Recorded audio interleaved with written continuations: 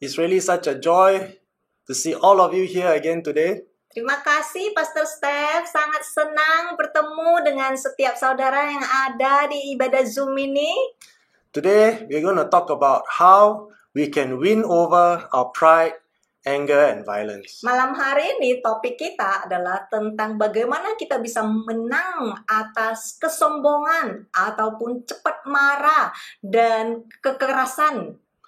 Many of us today, we all proclaim we love Jesus. Banyak sekali di antara kita yang berkata kita sungguh-sungguh mengasihi Yesus. But Jesus said to all of us, if you really, really love me, then obey my commands. Sedangkan Yesus berkata kepada kita, jikalau engkau sungguh-sungguh mengasihi aku, engkau harus turuti perintahku. So why do many Christians today still struggle with their uncontrolled emotions, especially pride that leads to anger and violence? Hari ini kita mau membahas kenapa banyak sekali orang Kristen masih bergumul dengan emosi mereka yang tidak terkendalikan, terutama kesombongan yang nantinya dari kesombongan ini akan lanjut menjadi kekerasan. This is because many people believe as long as they say a short prayer to receive Jesus Christ to become their Lord and Savior, everything will be well. Ini karena kebanyakan orang percaya seperti ini.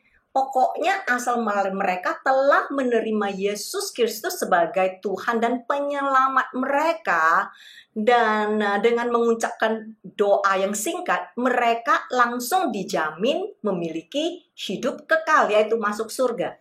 They think that the minute they become children of God, they will have a guaranteed access to eternal life. Mereka berpikir cuman sekedar doa, doa bertobatan, menerima Tuhan Yesus. Jadi mereka langsung akan mendapatkan akses untuk menuju ke surga.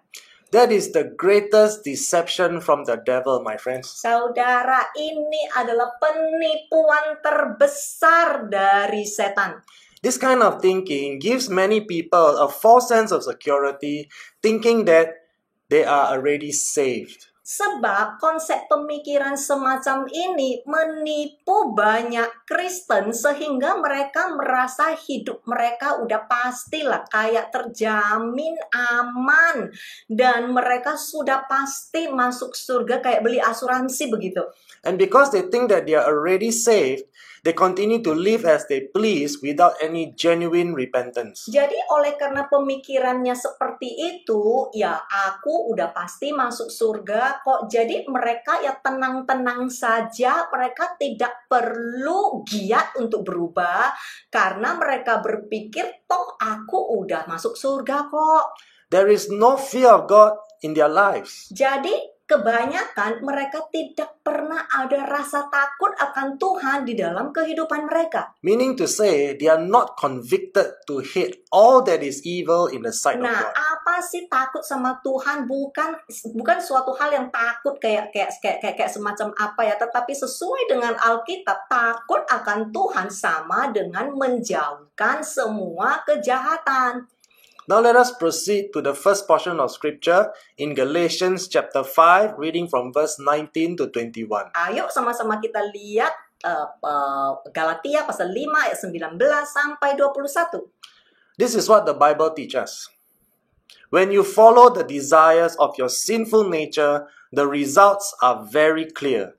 Sexual immorality, impurity, lustful pleasures, idolatry, sorcery, hostility, quarreling, jealousy, outbursts of anger, selfish ambition, dissension, division, envy, drunkenness, wild parties, and other sins like these. Let me tell you again, as I have before, that anyone living that sort of life will not inherit the kingdom of God. Ketika engkau mengikuti keinginan sifat dosamu, hasilnya sangat jelas.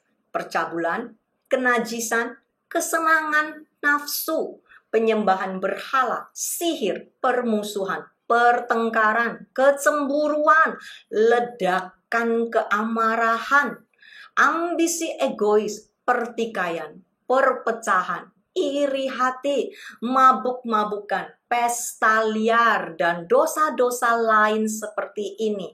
Izinkan saya memberitahu kamu lagi seperti yang telah saya lakukan sebelumnya, bahwa siapapun yang menjalani kehidupan seperti itu tidak akan mewarisi kerajaan Tuhan.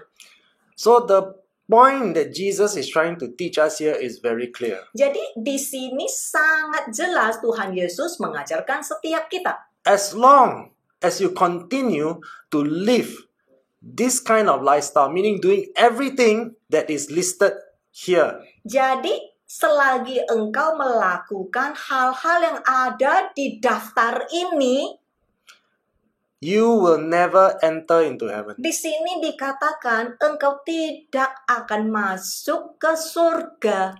So it is safe for all of us to say that Jesus declares very clearly that anyone living that sort of life will never inherit the kingdom of Jadi God. saudara tolong baca baik-baik ya. Ini sudah dinubuatkan, sudah dideklarasikan oleh Tuhan kita sendiri. Dikatakan siapapun yang melakukan hal yang ada di daftar ini tidak akan mendapatkan kerajaan Tuhan. We confirm again in Ephesians chapter 5, reading from verse 5. Ayo kita telusuri lagi Efesus pasal 5 ayat 5. You can be sure that no immoral, impure, or greedy person will inherit the kingdom of Christ and of God. For a greedy person is an idolater worshipping the things of this world. Anda dapat yakin bahwa tidak ada orang yang tidak bermoral, tidak murni atau serakah yang akan mewarisi kerajaan Kristus dan kerajaan Tuhan. Karena orang yang serakah adalah penyembah berhala, menyembah hal-hal dunia ini. So which part about you will not enter into the kingdom of heaven we don't understand. Jadi saudara udah begitu jelas ya dikatakan ya, engkau tidak akan mewarisi kerajaan Tuhan. Masa begini sederhana masih kita tidak mengerti? People who are sexually immoral, people who practice adultery, fornication, and even LGBT, Orang yang berzina, orang yang seks di luar pernikahan, termasuk yang LGBT. as we all know, when we participate in homosexuality, you will never enter into heaven. Firman Tuhan berkata, homoseksual kita tidak akan mendapatkan bagian di kerajaan surga. And anyone that is greedy for money, chasing after the world, you will not enter into Dan heaven. juga orang-orang yang sangat serakah terhadap uang juga tidak akan mendapatkan kerajaan surga. Scripture is also very clear. It says those who continue to practice hostility towards others, as well as people who always engage in quarrels and disputes, especially between husband and wife. Firman Tuhan juga sangat jelas yang tadi itu berkata ya, mereka yang terus-menerus mempraktekkan ini permusuhan terhadap orang lain ya, ataupun selalu terlibat dalam pertengkaran, oke? Atau sukanya bertengkar, cari gara-gara, emosian dan perselisihan. Nah, tolong garis besar yang ini ya, terutama antara suami dan istri. So every time when husband and wife, they engage in quarrel, even turning violent into physical fight, throwing things, banging the table, slamming the door, shouting vulgarities. This is all recorded down. Jadi tiap kali ya pasangan, ini suami istri ya, kalau udah berantem mulai emosian, teriak-teriakan ya, menyakiti satu sesama, ada yang bahkan banting pintu, banting meja, dan melakukan hal-hal yang penuh dengan kekerasan. Firman Tuhan berkata semua ini akan dicatat. God is watching what we are doing. Tuhan sedang melihat apa yang kita lakukan, saudara. And as we continue with all these outbursts of anger and violence, we are following the desires of our sinful nature. Dan pada saat kita mengizinkan emosi kita itu menggebu-gebu dengan penuh dengan amarah dan kekerasan, kita sedang mengikuti hawa nafsu kedagingan kita. So as we know, according to Galatians chapter 5, Jesus tells us very clearly, if we continue to practice hot temper, violence, outbursts of anger, we will never enter into heaven. Jadi tolong selidiki lagi sekali lagi di Galatia pasal 5 yang tadi itu amarah loh, amarah emosian terus. Nah, itu tidak akan mendapatkan bagian di kerajaan surga. Can you imagine, my friends? Husband and wife both attend church. Bisa bayangkan ya saudara ya, ini suami dan istri sama-sama pergi bareng ke gereja. And both of them are church leaders. Mungkin bisa bareng adalah pemimpin gereja juga. From time to time, they will be asked to preach at the pulpit. Mungkin mereka bisa loh, kadang-kadang juga bisa khotbah di gereja. And what happened after that when they go home? Apa yang terjadi sewaktu mereka pulang ke rumah? Because they are easily offended. Karena memang pembawaannya ya sangat mudah tersinggung, adalah orang yang sangat mudah tersinggung. Because their flesh is not dead. Karena ini dagingnya begitu hidup, tidak pernah mau dimatikan. Still want to get angry. Tiap hari maunya marah terus. So they quarrel and they fight at home. Jadi ya pulang gereja ya berantem di rumah, bertengkar. On Sunday in church, their mouth is used to preach the word of God. Minggu sewaktu di gereja, bibir mereka dipakai untuk berkhotbah tentang firman Tuhan. And at home, when husband and wife are quarreling and fighting, their mouth is used to shout at one another. Tetapi sewaktu di rumah, sewaktu mereka saling bertengkar, mulut ini mereka pakai untuk menyakiti dan menteriaki satu sesama. And out of their mouth that preaches the word of God comes out vulgarities. Dan bibir yang dipakai untuk memberitakan Injil dan berkhotbah juga dipakai untuk mengucapkan kata-kata kotor. And their children are watching. Dan anak-anak mereka melihat.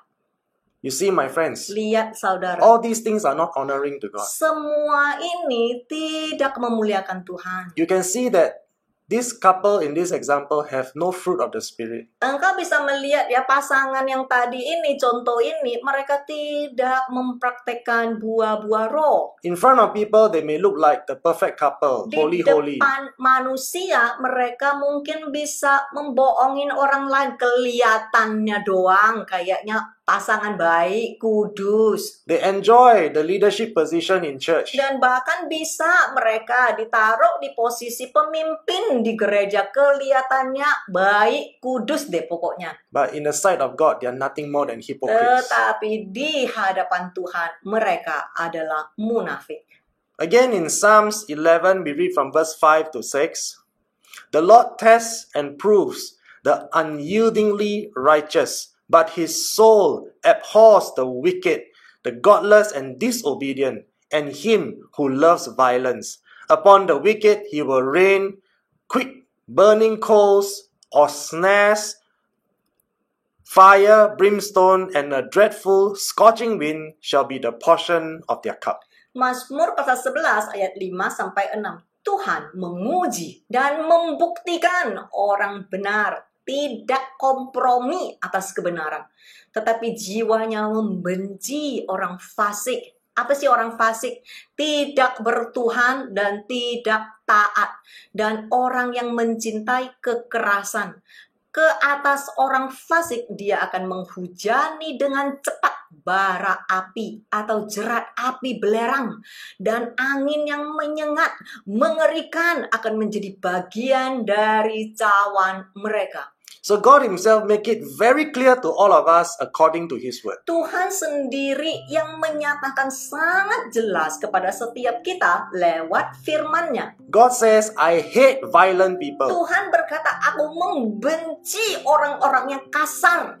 I hate people who are hostile and ill-tempered. Aku benci orang yang suka emosian dan orang yang ini pemarah. And his promise to all these disobedient and unrepentant people, especially those who proclaim to be Christians. Dan ini ya janji Tuhan kepada semua orang yang tidak taat dan tidak mau bertobat ini, terutama mereka yang mengaku sebagai orang Kristen. His promise is for them to burn in hell for eternity. Janji Tuhan adalah mereka akan dibakar di neraka untuk selama-lamanya. This is what he says to all these people. Ini yang Tuhan katakan kepada semua orang yang semacam ini ya. Fire, brimstone, and a burning wind shall be the portion of your cup. Api, belerang, dan angin yang menyala akan menjadi bagian dari porsi dan cawanmu. The only place we know that has fire, brimstone, and a burning wind is hell. Satu-satunya tempat yang kita tahu yang memiliki api dan belerang dan angin yang menyala adalah neraka. God is promising to these people, you will be thrown into the lake of fire. Tuhan sedang berjanji kepada orang-orang yang demikian, engkau akan kulemparkan ke neraka. And believe me, my friends, God is a promise keeper. Percayalah saudara, Tuhan selalu pegang janjinya. Every word that He says, He will make it come to pass. Sebab apapun yang dikatakannya pasti akan terjadi sesuai dengan firman-Nya. I want to share with you a short story about how the Lord dealt with me. Saya mau cerita tentang kesaksian saya sendiri, gimana saya dihajar Tuhan. As a very young Christian, I was very hot-tempered. Seorang Kristen, dulu saya seorang Kristen baru ya. Dan aku itu orangnya emosian. I always get into fights and always quarrel with people. Saya selalu berantem sama saya selalu berantem sama orang dan juga berkelahi dengan orang. And one day, I felt so bad, I broke down and I cried. Suatu hari aku ngerasa sangat bersalah dan aku nangis. I said, God, I'm nothing but a hypocrite. Aku ngaku di hadapan Tuhan, Tuhan aku ini ya kayaknya beneran munafik. How can I continue to proclaim I'm a child of God when I'm so hot-tempered? Gimana aku bisa terus ngaku-ngaku sendiri aku itu anak Tuhan, tapi aku itu emosinya meledak-meledak gitu, pemarah. And there was a time God gave me this verse in Psalms chapter 5. Disitulah Tuhan memberikan chapter kepada 11. aku satu ayat ini, yaitu Mazmur pasal 11 ini.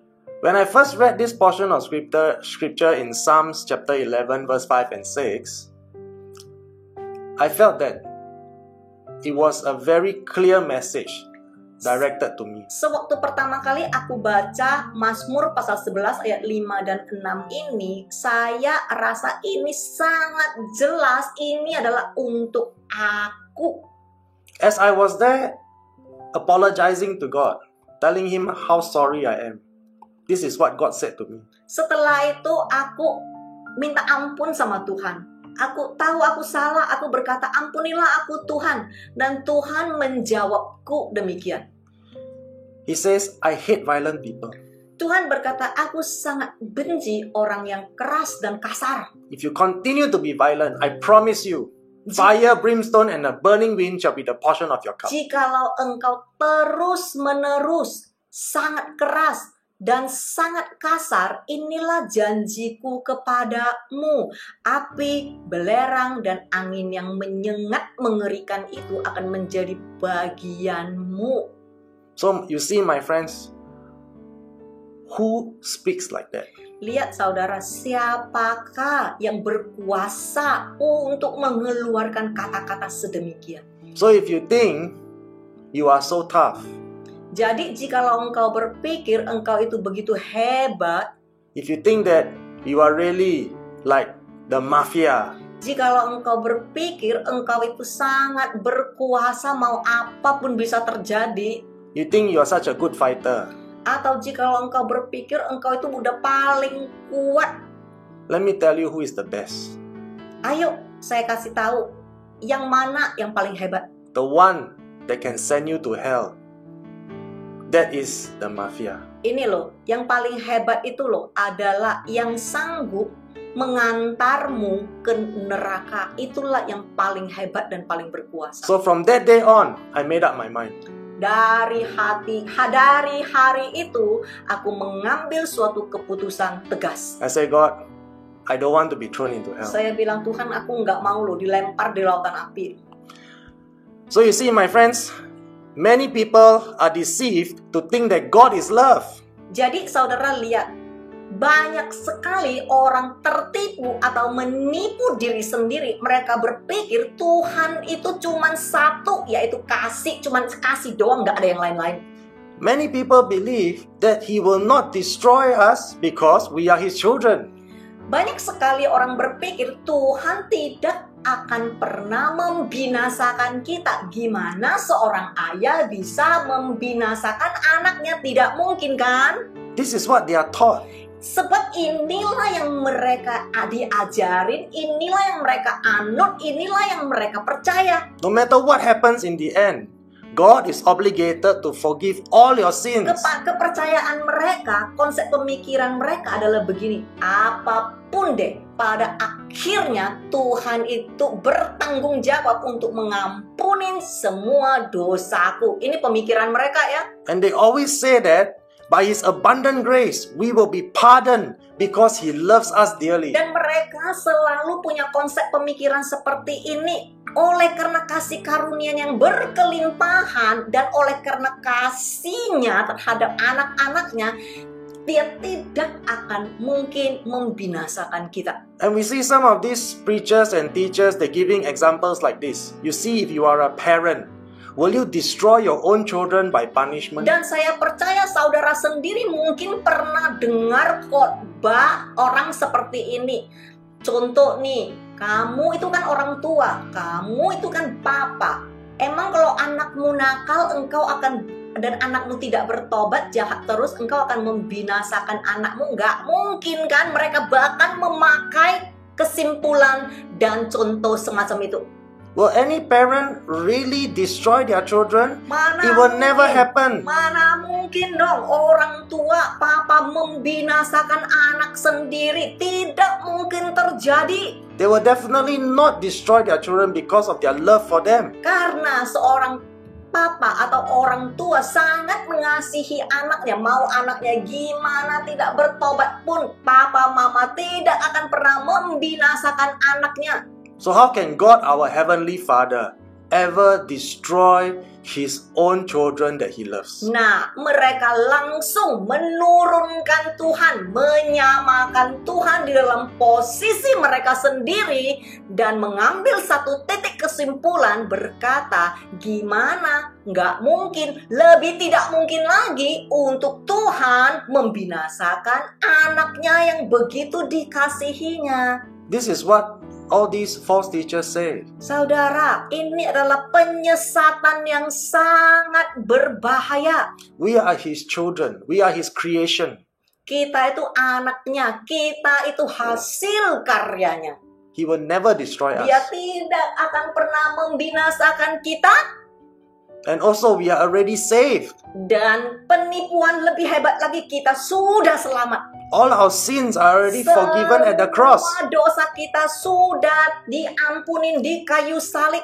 And they tell us that the blood of Christ provides for us the assurance of eternal life in heaven. Dan ditambahkan lagi, darah Tuhan sudah membasuh kita, menghapuskan semua dosa kita. And all these false teachers, they assure us, as long as you have prayed to receive Christ to become your Lord and Savior, you will never lose your salvation. Dan orang-orang yang selalu memberitakan Injil setengah benar yang belum komplit selalu berkata kepada kita, engkau tidak akan pernah kehilangan keselamatan kita. Pokoknya engkau sudah terima Tuhan Yesus, sudah beres, engkau pasti masuk surga. So you see, my friends, all these lies, they sound so good. Lihat saudara, semua janji kosong ini terdengar sangat enak, sangat bagus. Siapa yang nggak mau? Even if you sin, it's okay, God loves you. Bahkan jikalau engkau berdosa, tidak mau bertobat, nggak apa-apa kok. Continue to quarrel and fight. Teruslah kalau lagi marah ya bertengkar, kalau lagi tersinggung ya berantem, teruskan. Continue to commit adultery. Teruskan, kalau lagi pengen ya berzina. Continue to practice homosexuality. Teruskan, homoseksual. God will never destroy you Tuhan tidak akan pernah membinasakanmu kok. because God is love. Karena Tuhan cuman adalah kasih. You see, my friends, Lihatlah saudara, how long do we want to be deceived by such lies? seberapa lama lagi kita mau ditipu oleh penyesatan dan kebohongan semacam ini? Now let us take a look at what is written in the truth. Ayo sama-sama sekarang kita lihat apa sih kebenaran. 2 Peter chapter 2 verse 4 to verse 6. For God did not spare even the angels who sinned. He threw them into hell, in gloomy pits of darkness, where they are being held until the day of judgment. And God did not spare the ancient world, except for Noah and the 7 others in his family. Noah warned the world of God's righteous judgment. So God protected Noah when he destroyed the world of ungodly people with a vast flood. Later, God condemned the cities of Sodom and Gomorrah and turned them into heaps of ashes. He made them an example of what will happen to ungodly people. Karena Tuhan tidak menyayangkan bahkan para malaikat yang berbuat dosa. Dia melemparkan mereka ke neraka dalam lubang kegelapan yang suram, di mana mereka ditahan sampai hari penghakiman. Dan Tuhan tidak menyayangkan dunia awal-awalnya, kecuali Nuh dan 7 orang lainnya dalam keluarganya. Nuh memperingatkan dunia tentang penghakiman Tuhan yang adil. Jadi Tuhan melindungi Nuh ketika dia menghancurkan dunia orang-orang fasik dengan banjir besar. Kemudian Tuhan mengutuk kota Sodom dan Gomora dan mengubahnya menjadi timbunan abu. Dia membuat mereka sebagai contoh tentang apa yang akan terjadi pada orang-orang fasik. Orang-orang fasik adalah orang-orang yang tidak taat kepada Tuhan. So you see, my friends, after reading the truth in the Bible, Lihat saudara, setelah engkau baca sendiri apa yang ada di depan matamu, I really don't know from where these people come up with such lies. aku beneran nggak tahu dari mana penipuan begini yang tadi kukatakan bisa terjadi dan bisa dipercayai oleh orang lagi. But I can assure you, my friends, all that they teach us is pure deception. Tetapi saudara, yang tadi itu, yang selama ini saudara dengerin dan percayain, kalau masih ada yang percaya ginian di situ, tolonglah hapus. It is a deception and it is also demonic. Sebab ini bukan cuma sekedar penipuan, tetapi ini juga adalah siasat setan. They keep saying, God is love. God will not destroy His own creation. God will not destroy His children. Mereka selalu berkata Tuhan adalah Maha Kasih. Tuhan tidak akan pernah membinasakan hasil karyanya. Terus diulang-ulangin. That depiction of God is inaccurate. Mereka sedang mereka tidak merefleksikan Tuhan yang sesungguhnya. When we look at scripture, we know God says, I will destroy those who continue to practice sin. Sebab jikalau engkau baca ya firman yang sudah ditayangkan di depan matamu, engkau akan melihat Tuhan sendiri berjanji orang-orang fasik, orang-orang yang berdosa tidak taat, Dia sendiri yang akan membinasakannya.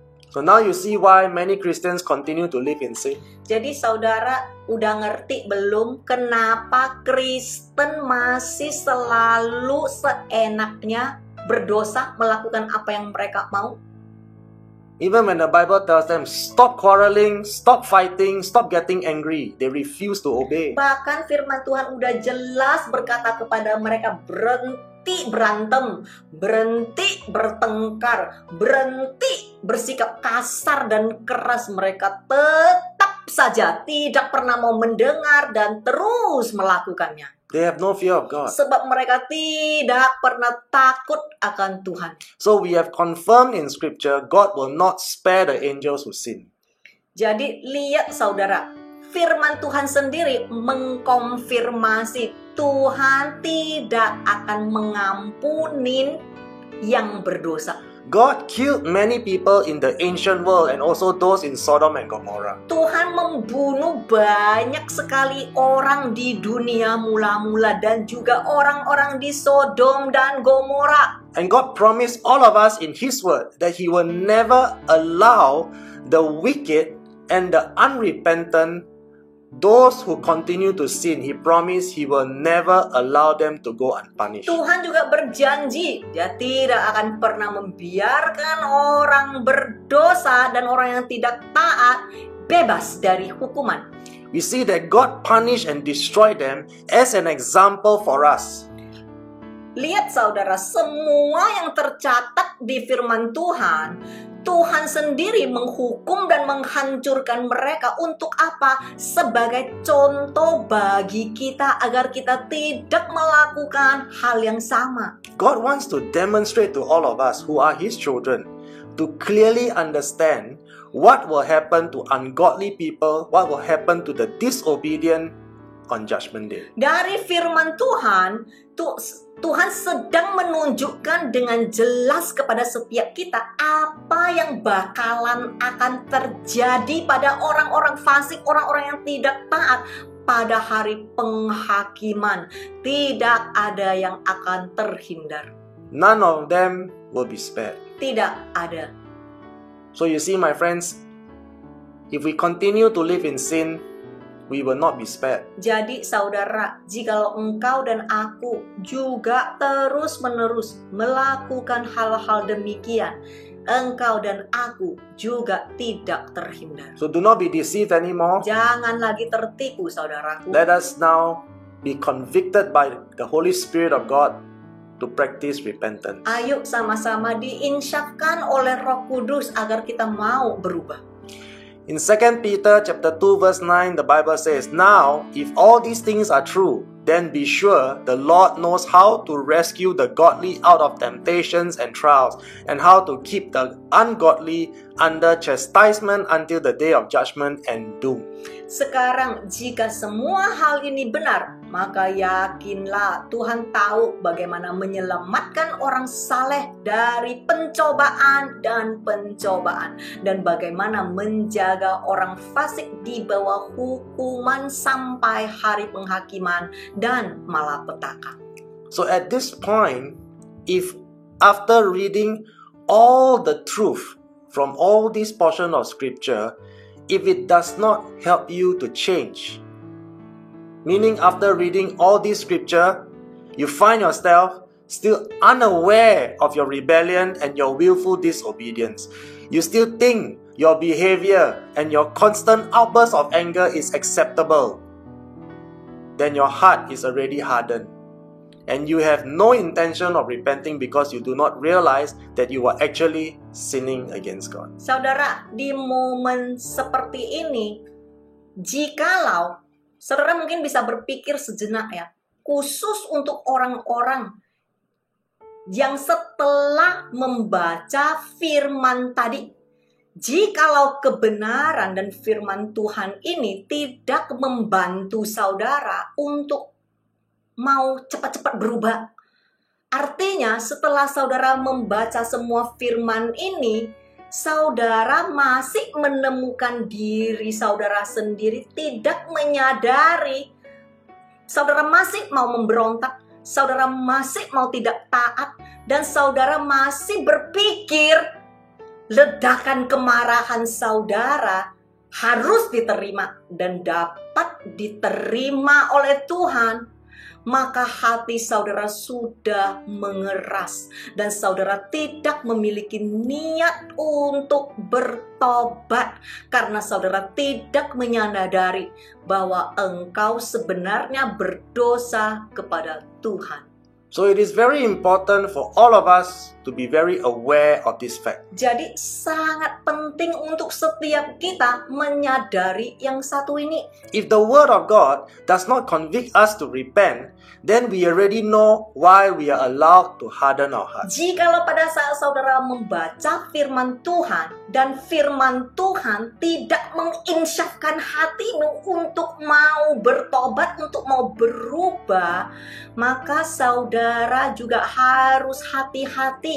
Apakah karena saudara sudah diizinkan untuk mengeraskan hati Anda? So do you know that today, if you still choose to harden your heart, your final destination is already determined to be in the lake of fire. Jadi bagi orang yang sudah baca dan masih ngotot tidak mau berubah, saudara tahu tujuan akhir dari kehidupan saudara sudah ditentukan, ada di lautan api bagi hati yang selalu mengeras. Even in your mind, if you somehow believe that no matter what happened, you will still enter into heaven and receive your eternal life, you should ask yourself, how are you able to give account on Judgment Day? Oke, mungkin saudara berpikir seperti ini. Ya, nggak peduli. Pokoknya aku sudah masuk surga dan aku akan masuk surga. Cobalah saudara berpikir gimana saudara bisa memberi tanggung jawab, mempertanggungjawabkan semua hal yang saudara lakukan yang tidak berkenan di hadapan Tuhan. Let me just give you a simple example. Saya kasih contoh. Can you just tell Jesus, you have to let me into heaven? Bisa nggak nanti ketemu Yesus di hari penghakiman, saudara ngomong, Yesus engkau harus izinkan aku masuk ya? We know we cannot because we have to give account. Sebab kita kan semua kan tahu kan, kita harus mempertanggungjawabkan kan? So can we continue to commit adultery and continue to lie and expect to go to heaven? Jadi bisa nggak kita ini berzina terus, bohong terus, dan masih ngotot aku pasti masuk surga? Can we continue to practice homosexuality? Can we continue to be angry, to be violent, to harm other people? Bisa nggak kita LGBT marah-marah, kasar, keras, dan tetap ngotot? Ini biarpun aku sudah membuat orang lain menderita, tetapi masih ngotot aku masuk surga. Can we say to Jesus, Jesus, you mean you don't know? My pastor say, I'm under grace, I'm not under law. You must let me into heaven. Jadi nanti kalau ditanya Yesus, mungkin saudara bisa ya menjawab seperti ini ya. Yesus, you nggak tahu ya? Loh, aku diajarin oleh pendetaku seperti ini loh. Aku kan dibawa kasih karunia, nggak dibawa hukum. Ya, engkau harus kasih aku masuk. So I hope all of us can see how foolish that is. Saya berharap selagi ada waktu, tolonglah jadi pintar dan berhikmat. Janganlah jadi orang bodoh. When Jesus says we all must give account, He means we all must give account. Sewaktu Yesus berkata, semua, tidak peduli engkau siapa, harus mempertanggungjawabkan apa yang engkau lakukan. Ini adalah mutlak, saudara. Now we take a look at Old Testament in Isaiah 13 verse 11. And I, the Lord, will punish the world for its evil and the wicked for their guilt and iniquity. I will cause the arrogance of the proud to cease and will lay low the haughtiness of the terrible and the boasting of the violent and ruthless. Yesaya pasal 13 ayat 11, dan aku Tuhan akan menghukum dunia karena kejahatannya dan orang fasik karena kesalahan mereka. Aku akan membuat orang sombong yang sangat angkuh lenyap dan menurunkan keangkuhan orang sombong yang sangat mengerikan dengan segala gombal mereka yang kejam dan keras. So as we can see from the Old Testament all the way to the New Testament, God is very consistent. Jadi saudara, dari perjanjian lama sampai perjanjian baru, engkau bisa melihat Tuhan kita konsisten. His promise to everyone who refuse to repent is this: you will be tormented in the lake of fire, for that is your eternal punishment. Dia tidak pernah berubah-ubah. Janjinya kepada semua orang yang menolak untuk bertobat adalah engkau akan disiksa di lautan api, karena itu adalah hukuman abadimu. Okay, now we are going to learn the practical application on how to overcome our pride, anger, and violence. Nah, sekarang kita mau belajar prakteknya gimana kita bisa menang atas rasa emosi, kesombongan, dan ini kasar ya, keras. Kita mau belajar bagaimana kita bisa menang atasnya. I know I have taught this portion of scripture many times, and I'm sure many of you know this scripture very well. Saya tahu saya sudah mengajarkan bagian dari porsi ini berkali-kali, dan banyak dari saudara yang sudah ngerti firman ini. But I'm very concerned as to how many of you actually practice it. Tetapi saya sangat prihatin ya, tiap minggu kalian dengar seberapa banyak dari antara kita yang sudah mempraktekkannya. Remember, my friends, the devil also study and know scripture very well. Ingat saudara, setan juga tahu firman Tuhan sangat hebat. We know Satan can even quote scripture very well, but he will never enter into heaven. Saudara tahu ya, setan juga bisa mengutip ayat, menghafal ayat dengan akurat. Many pastors and even theologians, they know the Bible very well, but we also know that not all of them will enter into heaven. Di firman Tuhan juga sudah dikatakan, banyak pendeta dan para teolog juga mengetahui kitab suci dengan sangat baik. Tetapi sesuai dengan firman Tuhan dikatakan, tidak semua dari antara mereka akan masuk ke dalam surga. So, knowing the Bible, being able to quote scripture, we all know this is a fact. You will not enter heaven. Jadi kalau kita cuman sekedar baca firman, tahu firman, bisa mengutip ayat, bisa mendeklarasikan ayat, saudara, semua ini tidak menjamin saudara bisa masuk surga. Because Jesus already said very clearly in Matthew 19:17, only those who obey will enter in. Sebab Matius pasal 19 ayat 17 sudah sangat jelas dikatakan cuman pelaku firman, bukan hanya pendengar saja yang akan masuk. So let us all not just be hearers, but also the doers of the word. Jadi ayolah sama-sama kita menjadi pelaku firman, bukan cuma pendengar saja. This is the portion of scripture I want to go over with you today. Saya mau bahas lebih dalam lagi dengan saudara malam hari ini. Matthew 18:3. Matius pasal 18 ayat 3. And Jesus said, "Truly I say to you, unless you repent, you change, you turn about, and become like little children, trusting, lowly, loving, forgiving, you can never enter the kingdom of heaven at all." Dan berkata, sesungguhnya aku berkata kepadamu, kecuali jika Anda bertobat, berubah, berbalik, dan menjadi seperti anak kecil, percaya, rendah hati, penuh kasih, pemaaf, Anda tidak akan pernah bisa masuk ke kerajaan surga. Yes, my friends, this is only just one verse. Ini cuma satu firman ya saudara ya. But Jesus promised all of us, if you don't do all these things that I mentioned in this one verse, you will never have a chance to enter into heaven at all. Iya saudara, ini cuma 4 baris ya. Tetapi dengar baik-baik, Tuhan berjanji, jikalau engkau tidak melakukan semua yang tertulis di sini, semua itu, ini ada 4-nya ya, engkau tidak akan mendapatkan kerajaan surga. So Jesus is actually saying to all of us, I don't care how many times you have said the sinner's prayer, but if you don't do this, you are not going to enter. Artinya apa sih?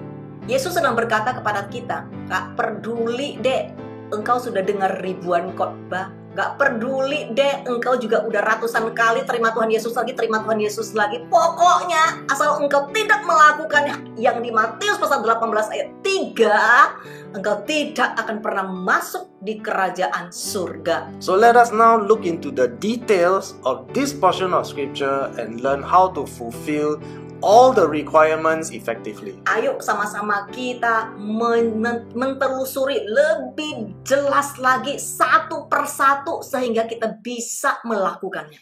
The first thing that Jesus tells all of us to do is to repent. Yang pertama dari ayat ini adalah sungguh-sungguh bertobat. Not just to repent with your lips, but to genuinely repent. Sekedar dengan bibir katanya doang mau berubah. That means we must genuinely and completely forsake all our sinful practices. Jadi benar-benar meninggalkan praktek-praktek kita yang tidak benar. If there's no repentance, there will be no forgiveness. Sebab jikalau tidak ada pertobatan yang sejati, tidak akan ada pengampunan atas dosa-dosa kita. So you just imagine, Contoh ya. if I used to smoke, Kalau dulu aku ngerokok. if I'm still smoking now, have I repented? Kalau hari ini aku masih merokok, kayak begini udah berubah belum? It means I have not repented, right? Artinya belum kan, sederhana kan? That is how many Christians are like. Nah, Kristen banyak yang begitu loh. They say they have repented, Mereka cuman bibir doang katanya udah bertobat, udah berubah. but every time they're not happy, they get angry. Tapi kalau mereka tidak suka, langsung marah. They already know anger and ill temper, you will not enter into heaven. Padahal udah jelas-jelas mereka udah baca Galatia, jika engkau itu pemarah, emosi terus, engkau tidak akan mendapatkan kerajaan surga. But they don't care. Tapi mereka nggak peduli. Angry, they still bang table. Kalau marah, ya aku balik meja. They still shout at their children. Kalau aku lagi marah, ya aku teriakin anakku. They still shout at their husband. Kalau aku lagi marah, aku bentak itu suamiku. And husband also beat their wife. Dan suami kalau lagi marah bisa kasar dan memukuli istrinya. And Sunday they go to church, hallelujah. Nanti minggu nongol di gereja, haleluya. So as you can see, there's no genuine Lihat repentance. saudara, tidak ada pertobatan yang sejati. If I say I've repented from anger, it means I must stop getting angry. Halo, kalau aku ngaku aku sudah berubah, tidak lagi marah-marah, artinya mau itu orang lakukan apapun, aku tidak marah-marah. If I said I've repented from smoking, then I must stop smoking. Kalau aku berkata aku sudah berubah, aku sudah bertobat, artinya hari ini aku tidak lagi ngerokok. If I say I've repented from sexual immorality, then I must have stopped watching pornography. Kalau aku itu ngomong aku sudah berubah atas ini ya, nonton pornografi, artinya sekarang aku tidak nonton lagi. So I'm sure by now you get the understanding of what genuine repentance Jadi means. saudara udah jelas ya pertobatan yang tulus itu seperti apa. Next, we must be trusting. Yang kedua, kita harus percaya. That means we must learn to trust that God is sovereign instead of constantly giving ourselves over to worry. Artinya apa sih? Kita harus belajar benar-benar percaya bahwa Tuhan kita itu berdaulat. Dia pegang kendali, Dia berkuasa. Maka kalau kita benar-benar percaya, kita tidak lagi selalu menyerahkan diri kita kepada kekhawatiran dan ketakutan. So if we say we trust God, then we must not worry. Jadi sederhana ya saudara ya, jikalau kita mengaku kita percaya kepada Tuhan, artinya kita tidak lagi khawatir. Let me just give you an example. Saya kasih contoh. When the doctor said, I only got 6 months to live, Sewaktu dokter bilang kepada aku cuman punya 6 bulan untuk hidup, I have a choice. aku punya 2 pilihan. I can get depressed, Aku bisa memilih untuk depresi, start to question God, terus bertanya-tanya dan menuntut Tuhan, start to get angry with God, ataupun marah kepada Tuhan, become very discouraged, dan menjadi sangat tawar hati. or I can say I trust Him. Atau pilihan keduaku, iya aku percaya aja kepada Tuhan. And if I say I trust Him, Dan jikalau aku mengaku aku percaya kepada Tuhan, I will never allow fear to get a grip on me. aku tidak akan pernah izinkan kekhawatiran ataupun ketakutan mendekatiku. I will not allow the fear and the anxiety in me to make me worry constantly. Aku tidak akan izinkan ketakutan dan kekhawatiran ini membuat aku galau terus. Tidak. So if I say I trust Him, I will trust Him with all my heart. Kalau aku ngaku aku percaya, udah aku akan percaya kepada Dia dengan segenap hatiku. I will not lean unto my own understanding. Aku bahkan tidak perlu mengerti, nggak apa-apa. Pokoknya percaya aja. Everything I do, I will glorify Him. Apapun yang aku lakukan, aku terus percaya, terus memuliakan namanya. Tidak mengerti, tidak apa-apa. I will recognize He's sovereign. Aku akan mengakui Dia berdaulat. And even if I die, I will die praising Dan Him. jika aku harus mati, ya aku tetap mati mengucap syukur kepadanya. That is called trust, my Itulah friends. namanya percaya, saudara. That's called trusting with your heart, not with your Itu lips. namanya percaya dengan segenap hatimu, bukan dengan bibirmu doang. So if we say we trust God, Jadi stop jika worrying. engkau berkata engkau percaya kepada Tuhan, artinya engkau tidak lagi khawatir. We must trust Him with all our hearts Percaya dengan segenap hatimu. and stop asking why. Dan berhenti bertanya-tanya, bahkan pada saat engkau nggak ngerti. Just obey. Cukup taat. Next, we have to be lowly, Berikutnya, kita harus rendah hati. meaning to say we must be humble and teachable. Apa sih rendah hati? Rendah hati itu artinya mudah diajar. Jesus is saying to us, if we are prideful and arrogant, we can never enter into heaven. Sebab firman Tuhan berkata, jika kita itu orangnya sombong dan angkuh, kita tidak akan bisa masuk ke dalam hidup yang kekal. In case any of you are wondering, how narrow is that narrow path? Jikalau saudara bertanya ya, loh kita kan harus melewati gerbang yang sempit ya. Gerbang sempit, sesempit apa sih? And how narrow is that gate that leads to heaven? Gerbang itu sesempit apa sih yang untuk bisa masuk ke surga? Let me just try to show you how narrow and difficult it is. Saya kasih ini contoh ya, sesempit apa gerbang itu yang harus kita lewatin untuk menuju ke surga. Christians who are willfully harboring pride in their hearts cannot enter. Kristen yang begitu sombong tidak akan pernah bisa lewat gerbang yang sempit itu. Meaning every time you are always easily offended and getting angry. Artinya engkau adalah orang yang cepat tersinggung dan cepat marah.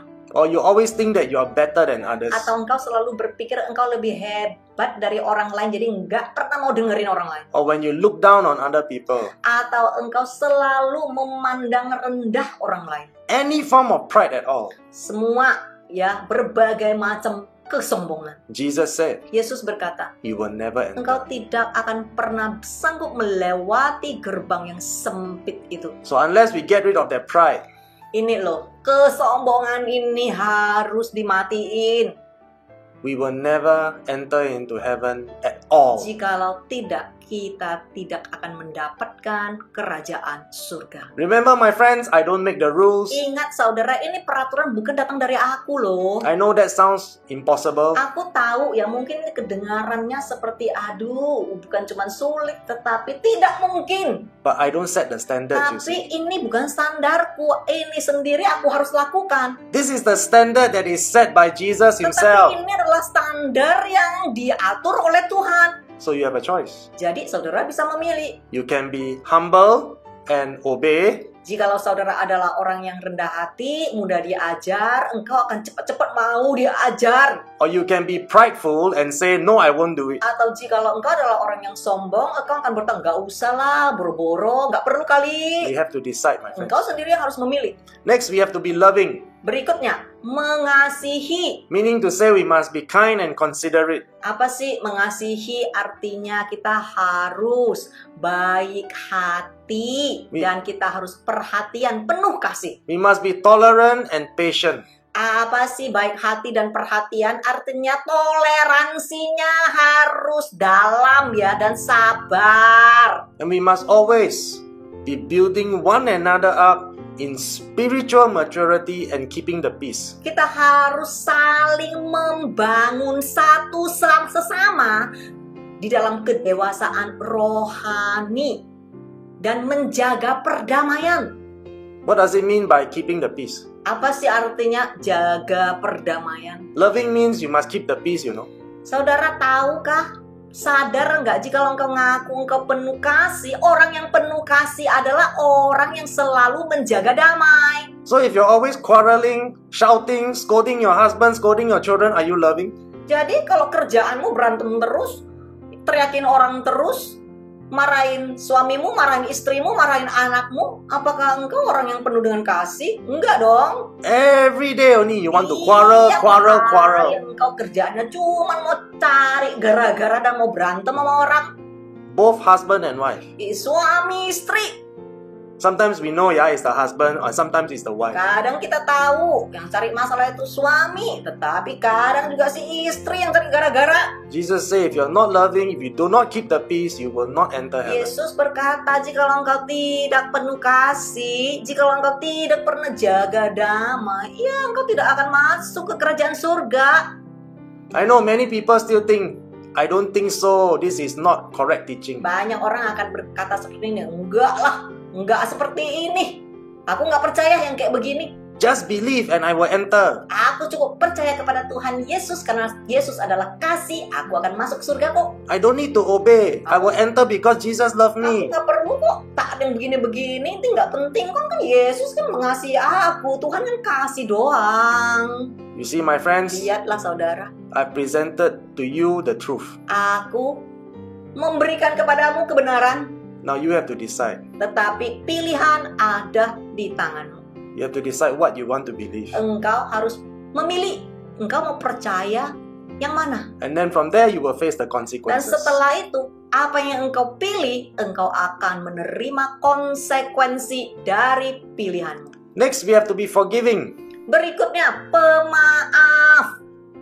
What do I mean by to forgive others? Apa sih maksudku memaafkan orang lain? Forgive those who have hurt you. Memaafin itu artinya orang yang menyakitimu. Forgive those that cause you pain. Memaafin orang yang menyakitimu. And if you truly forgiven them, it means you no longer bear any resentment towards these people. Jikalau engkau sungguh-sungguh mengampunin ya, artinya engkau tidak lagi menyimpan rasa dendam terhadap orang itu. Remember, God did not say that you must become best friends with them. Ingat ya, jikalau ada yang menyakitimu, engkau tidak perlu, apalagi ini orang luar ya, bukan suami istri ya, jikalau disakitin atau ditipu gitu, ampunin, tetapi nggak perlu lagi menjadi sahabat baik, nggak apa-apa. With people that are not your family members, when they hurt you, you don't have to try so hard to win them over. Orang yang bukan keluargamu, jikalau mereka menyakitinmu, engkau harus mengampunin mereka. Tetapi mengampunin mereka bukan berarti engkau perlu deket-deket sama mereka lagi. But what you can really do is to forgive them, meaning to say, bear no resentment. Tapi keharusan adalah engkau memaafin mereka dan engkau tidak lagi menyimpan kesalahan mereka ataupun dendam kepada mereka. And when you sometimes have a flashback in your mind about the incident or you remember their face, don't get angry. Dan kadang-kadang mungkin keingat masa dulu gimana dia menyakitimu. Engkau jangan marah dan jangan dendam. Because when you don't get angry, you know you no longer bear any resentment. Sebab jikalau pada saat kamu keingat hal-hal yang dia lakukan, yang dia sudah menyakitinmu, tetapi engkau tidak marah, engkau tidak tersinggung, artinya juga engkau sudah mengampunin orang itu. But for people who are our family, Tetapi jikalau ini adalah keluarga kita sendiri, if in cases of abuse we know we should not become too close. kalau ada terjadi kekerasan secara fisik, ya jangan dekat-dekat. Just like the story I shared with you about the father that raped his daughter. Ya, saya sudah pernah menceritakan tentang gimana ayah yang memperkosa anaknya. She can forgive her father, bear no resentment, but she does not have to live with her father. Mengampunin tetap tidak dendam harus, tetapi tidak perlu lagi tinggal bareng kalau sudah pernah diperkosa. Important is to forgive, bear no resentment, and move on. Yang terpenting adalah di dalam hatimu sudah mengampunin, sudah tidak ada lagi dendam. So when it comes to husband and wife, Oke, sekarang suami istri. if you cannot forgive each other, Jikalau engkau selalu tidak mau mengampuni satu sesama, then you must remember this. engkau harus ingat yang satu ini.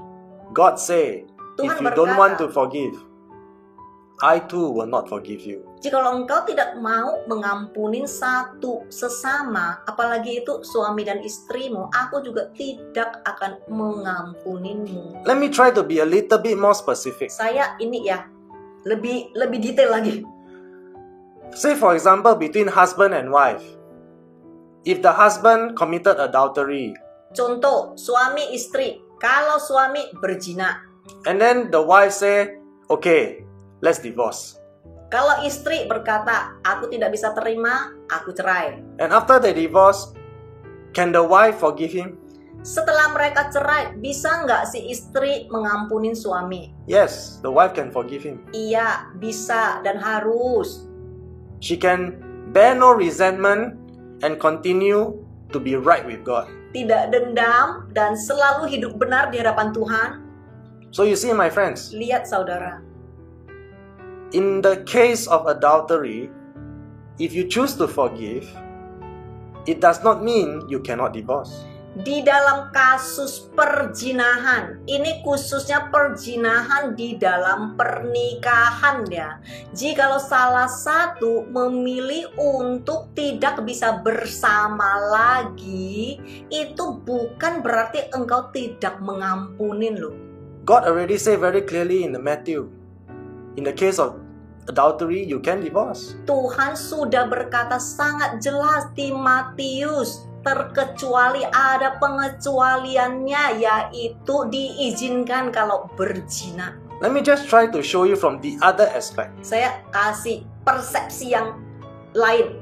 If the wife committed adultery, Contoh, istri berzina. so the husband feels that I cannot proceed with this marriage, let's get a divorce. Suami berkata, aku tidak bisa lagi melanjutkan pernikahan ini, jadi harus cerai. Can he forgive the wife? Bisa nggak dia cerai dan mengampunin istrinya? Bisa nggak? The answer is yes, he can forgive the wife. Jawabannya adalah iya, bisa. He can bear no resentment Dia towards her. bisa tidak lagi dendam kepadanya. But for him to stay married to a woman that has slept with another man, it is impossible. Tetapi buat dia tidak memungkinkan untuk mempunyai istri yang sudah mengkhianati dia dan berzina dan tidur dengan pria yang lain. So let's be very clear and precise. Jadi kita harus ini loh, sangat teliti, sangat jelas ya. When we forgive, it means we bear no resentment. Apa itu mengampunin? Mengampunin itu artinya di dalam ini tidak lagi ada rasa dendam. That is what Jesus requires us to do. Inilah yang diajarkan Yesus kepada kita. And Jesus says to all of us, this is the minimum requirement of His law if we are obedient enough to enter through the narrow gate. Yesus berkata, inilah persyaratan minimum dari aturannya jikalau kita mau masuk melalui pintu yang sempit. If we refuse to practice any of these points that Jesus says here in Matthew 18:3, we will never enter into heaven. Nah, sesuai dengan yang saudara bacakan di ayat ini sendiri, jikalau saudara menolak untuk melakukannya, percaya, rendah hati, penuh kasih, pemaaf, semuanya harus dilakukan, semuanya harus ditaati. Jikalau tidak demikian, sudah dijanjikan saudara tidak akan pernah bisa masuk surga. Now do you understand why Jesus said very clearly, only a few will ever find the narrow path? Jadi saudara sekarang udah ngerti kenapa Tuhan Yesus juga berkata cuman sedikit, ya bukan cuman gerbangnya sempit, tetapi juga dikatakan cuman sedikit. Tidak banyak yang akan menemukan jalannya. Because so many who proclaim to be the children of God, They do not practice the fear of God. Tahu kenapa? Karena kebanyakan mayoritas Kristen ngakunya, tetapi nggak percaya Matius 8:3 dan merasa nggak perlu mereka lakukan. They never hate all that is evil. Mereka tidak pernah membenci semua kejahatan. They willfully choose not to obey His written word. Dan mereka memang dengan sengaja tidak peduli, ya firman tidak perlu ditaatin. And they continue to practice sin. Dan mereka terus-menerus melakukan semau-mau mereka sendiri. This is the key point, my friends. It is very important you remember Ini this. kuncinya ya saudara, sangat penting untuk saudara ingat yang satu ini. If you say you are alive in Christ, meaning to say you are born again in Christ, then you must be dead to sin. Ini poin penting ya. Jikalau saudara ngaku saudara hidup dalam Kristus, artinya apa sih hidup dalam Kristus? Artinya saudara itu sudah mati di dalam dosa saudara. Apa sih artinya?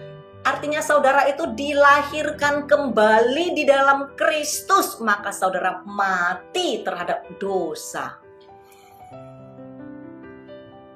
When many of us continue to live in sin, it is a willful rebellion and it is rejecting Christ.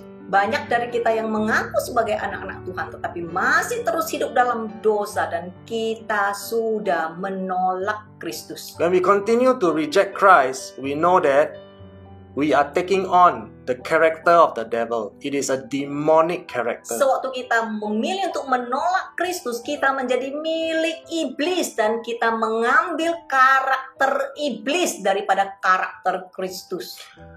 My friends, I just want to give you a practical application how you can overcome all that pride, that anger, and that violence, even Saudara, sexual lust. saya mau memberikan suatu praktek aplikasi ya, gimana saudara bisa menang atas kedaginganmu, contoh marah, emosian, dan juga termasuk ini seksual ya, hawa nafsu. I want to use this example in sexual sin because most people, in fact, all of us, are affected by this. Saya mau mengambil suatu contoh ya, misalnya ya penerapan di dalam dosa seksual, karena kebanyakan ini yang selalu menggoda kita. Because not all of us have anger management issues. Karena bukan setiap orang itu pemarah ya. Not all of us are prideful. Tidak semua orang itu sangat angkuh atau sombong ya. But the one thing that attacks all Christians, whether you're man or woman, is sexual temptation. Tetapi salah satu yang selalu menggoda Kristen, baik itu pria ataupun wanita, adalah dosa seksual. So when I have to go through all these temptations every day, Apa yang saya lakukan sewaktu aku sendiri harus melewati godaan ini? how do I overcome? Caranya gimana aku menang atasnya? Remember, my friend, this is not a theory session. Okay? Ingat saudara, ini bukan sekedar teori ya, tapi ini bisa dipraktekin ya. This is the application that we must apply every day. Ini yang bisa kita praktekkan sehingga kita bisa menang atasnya. This is how I overcome. I remind myself, Ini ya cara aku menang atasnya. Aku selalu ingatin diriku sendiri. those who continue to practice sexual sin, immorality, impurity, adultery, you will never enter into the kingdom of God. Aku selalu mengingatkan diriku sendiri, semua orang yang mempraktekkan penyimpangan seksual tidak akan masuk surga. So every time that desire hits me, Jadi setiap kali sewaktu godaan datang ya, it can be once a day, it can be 3 times a day, it can be 20 times a day, it doesn't itu matter. bisa datang kadang sehari sekali, kadang sehari 3 kali, kadang sehari 20 kali, nggak peduli mau berapa kali. The important thing is every time when it hits you, you need to apply this. Tetapi yang terpenting adalah setiap kali godaan datang, langsung engkau praktekkan yang satu ini. This is called meditating on scripture. Ini artinya kita meditate ya. Ini meditate, merenungkan firman Tuhan.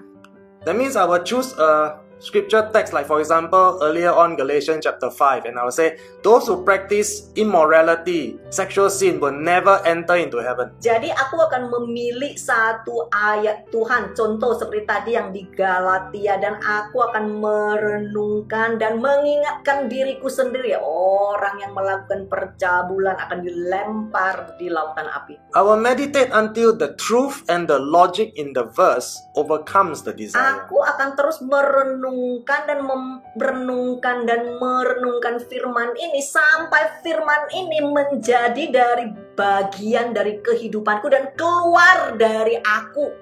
So you see, my friends, we need to meditate on God's word. Jadi lihat saudara, kita harus merenungkan firman Tuhan. It is not chanting God's word. Nah, merenungkan ya, bukan meditasi, bukan itu niamkeng, bukan ya begitu ya.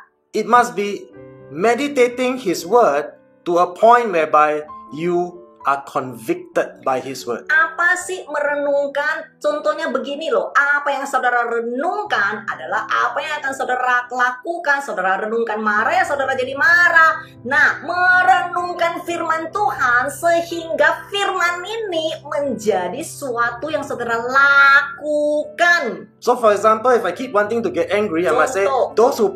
those who are always angry, ill-tempered, fit of rage will never enter into heaven. Contoh, kalau aku ini pemarah, suka meledak, emosian, suka tersinggung, aku merenungkan terus orang yang pemarah akan masuk neraka.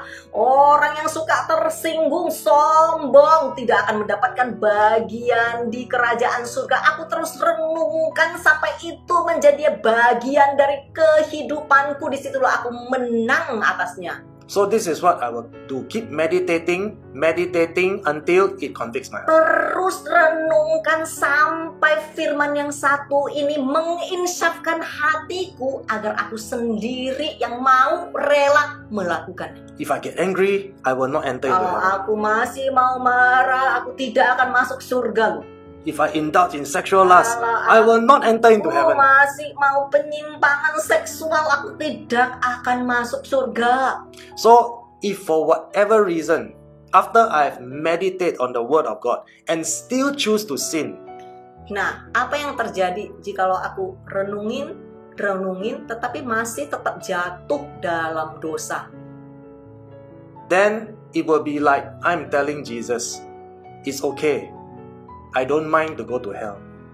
Itu adalah sama dengan engkau sedang menyatakan kepada Yesus, iya kok, memang nggak apa-apa kok buat aku masuk neraka, nggak apa-apa kok. Do you see that, my friends? Bisa melihat saudara?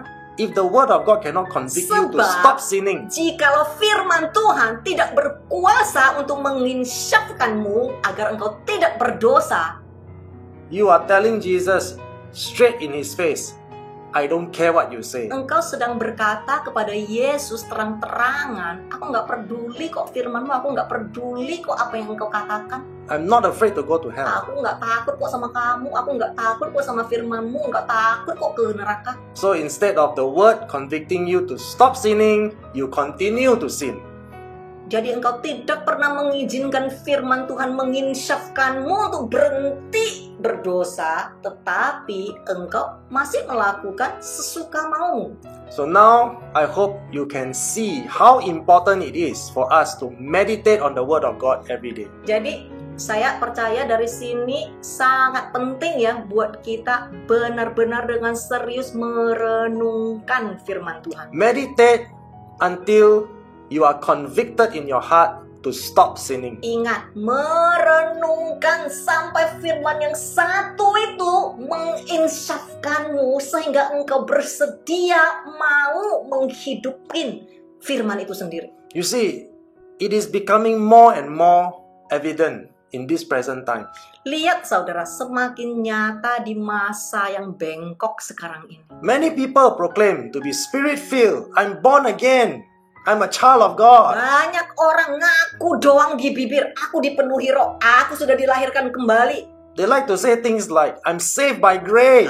Aku diselamatkan oleh karena kasih karunia. And they always choose to take the easy way out. Tapi mereka milihnya semua jalur gampang. Instead of meditating on the word, instead of obeying the word, Daripada merenungkan firman dan mati-mati mau menjadi pelaku firman, they reject Jesus. mereka menolak semua itu dan memilih cara mereka Because sendiri. they reject His word. Mereka menolak firman itu. They willfully give up their right to enter into heaven. Mereka sendiri yang dengan bebas dan dengan sengaja menyerahkan hak mereka untuk memiliki surga. And this is what they say. Dan inilah yang mereka katakan. It's too difficult. Sangat sulit lah, sulit. This teaching is too hard. Ini keras pengajarannya keras. Now you understand, my friends. Sekarang saudara udah ngerti So what is your decision today? apa pilihanmu malam hari ini? Are you still convicted that you can do anything you want and get away with it? Apakah engkau masih berpikir engkau bisa seenaknya hidup dan semua dosamu bisa terhapus? Do you still think that you can live the way you like, as you please, and still enter into heaven? Apakah engkau masih berpikir engkau bisa hidup sesuka-sukamu, tidak pernah sesuka-suka Tuhan, dan masih mau masuk ke rumahnya? Or perhaps today, God, our Heavenly Father, Elohim, will convict your heart to genuinely repent. Saya berharap mungkin malam hari ini Elohim, Bapa Surgawi kita, akan menginsyafkan hatimu untuk benar-benar mau bertobat. Shall we pray? Ayo sama-sama kita berdoa. Father, we thank you for your word today. Terima kasih Tuhan atas firman-Mu malam hari ini. Let your Holy Spirit lead us and guide us. Biar Roh Kudus-Mu yang menuntun setiap kami. Lord, we want to humble our hearts Kami and mau come before you. merendahkan hati kami dan datang di hadapan-Mu. We ask that you take control. Ia pegang kendali ya Tuhan. By the power of your word, you bring conviction into our hearts. Dengan kuasa firman-Mu, insyafkan hati kami ya Tuhan. And as we learn and meditate on your word Dan daily, pada saat kami belajar firman-Mu dan merenungkan firman-Mu siang dan malam, let that conviction manifest. biar Engkau sendiri yang menginsyafkan kami sehingga firman-Mu menjadi hidup di dalam diri kami. Let the truth of your word be evident and clear in our life. Biar kebenaran firman-Mu nyata di dalam kehidupan kami. Empower us today Mampukan kami ya to Tuhan reject sin untuk menolak semua and say yang no to Engkau every nolak temptation. dan berkata tidak kepada semua godaan. Help us to be victorious. Tolonglah biar kami menjadi pemenang. In Jesus' name we pray. Dan di dalam nama Tuhan Yesus, sama-sama yang percaya kami katakan, Amen. Amen.